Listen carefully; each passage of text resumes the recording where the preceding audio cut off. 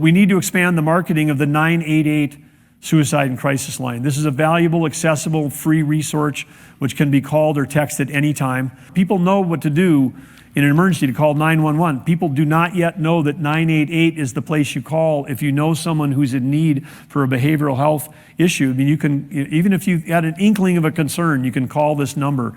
Let's destigmatize the fear of asking for mental health support, because that's one of the problems we have. On the behavioral health side, we made behavioral health and addiction from the start 7 years ago one of our 5 strategic initiatives. What we're focusing on here in North Dakota, one of the things that we have focused on is free through recovery. It's substantially increased recovery support services for individuals that got involved with the criminal justice system, which we talked about earlier. It's the most expensive way to treat a behavioral health problem is incarceration. Substance use disorder vouchers, 7,000 individuals have accessed these substance use disorder vouchers program.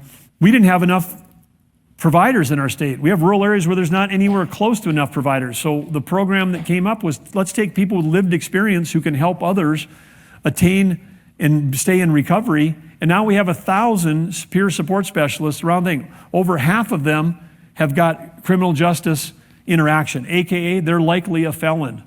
These are people that might have been unemployable, and they're actually now working and have a job keeping other people sober, keeping other people in recovery, and keeping other people out of an expensive solution, which is back in criminal justice. We've made great strides through access and services to people facing addiction. We know that our state's behavioral health providers are increasingly challenged by workforce shortages. So in addition to the peer support specialist program, we're also working with the coming months, we're going to work with the university leaders, the healthcare system, private sector to help solve this critical issue.